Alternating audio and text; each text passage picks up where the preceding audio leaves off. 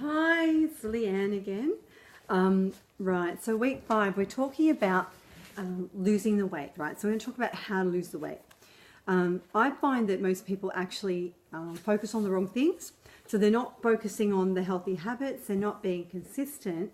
They're focused on the scales, they're focused on how they look, they're not actually even maybe focusing on how they feel. So when they make an improvement or a change, they're not measuring it by how they feel, they're measuring it by the scale, which is totally useless due to the fact that your ratio, your body composition is going to change. So you'll have more, as you're working out and you're getting stronger and fitter, you're going to have more muscle, which means that your muscle ratio percentage will go up and your fat percentage will go down. But on the scales, that actually may look very similar, right? It's not going to change dramatically.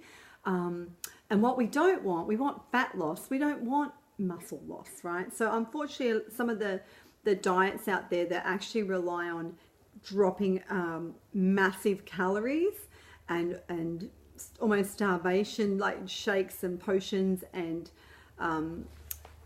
the types of diets that do that, unfortunately, you will lose fluid straight away, but you'll also lose muscle. So if you do not feed your body with carbs and you don't have a balanced diet, you need fuel, right? So it's all about fuel. So some of those diets, obviously, they may lose weight from dropping, and they will, dropping bread, dropping dairy. Now, I don't want to reduce food types, right? I actually want, yes, to reducing calories, right? So you will lose weight if you reduce calories, but if we balance that with a good mix of fat, healthy fat, protein, carbs, and have a balanced diet, you'll have a far quicker result and a better result than if you just took all the carbs away, right? Because it's temporary. We want a sustainable diet, a sustainable nutritional meals that you can eat and prepare easily and fit into your world, into your life, right? We don't want to take things away and then as soon as you decide that you can't keep it up, you put the weight back on, right? So that's not what we want. We want to make it sustainable, and it's got to be easy or it isn't going to work for you. And if you've tried lots of things, you will already know this, right? You'll already know that it comes straight back on the minute you stop what you're doing. Yeah, so you need a balance, a really healthy balance. So for me, I don't want to see, with clients, I don't want to see negative behaviours. So I see a lot of negative behaviour around food. So negative thoughts, judging food as good or bad, judging themselves, more importantly. So clients that I've had in the past, they may slip up. They call it fall off the wagon. I don't believe in falling off the wagon. I believe in just, okay, you had a cake, move on, right? Enjoy it, say that was awesome, move on. I don't want you to be hung up on and then paying out on yourself and treating yourself poorly because of something you ate the day before, right? So and also then there's people that are exercising because they want to burn off what they ate.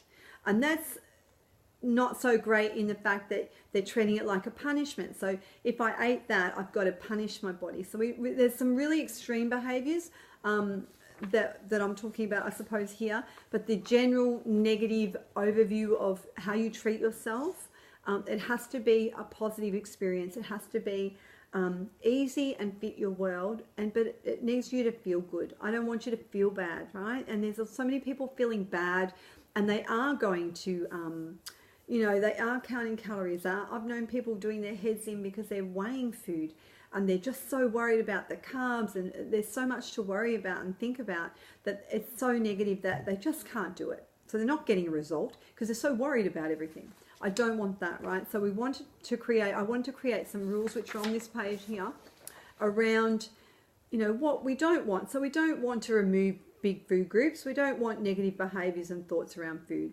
We don't want to pay out on yourself because you ate something.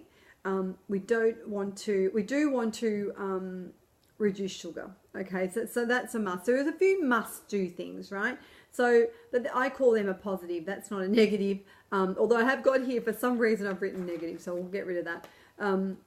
Counting calories, depriving yourself of food groups, and depriving yourselves of food, I believe, creates binging. I also think not snacking creates binging, right? So binging is that, and then then there's of course emotional eating. So there's lots of things that go into this negative behavior around food, right? So I think it's really, really important to identify anything that's negative and that's causing you to feel bad, right? So the reason I became a weight loss consultant in the first place was because I was hearing my clients talk about stories, and they were just so like really bad experiences.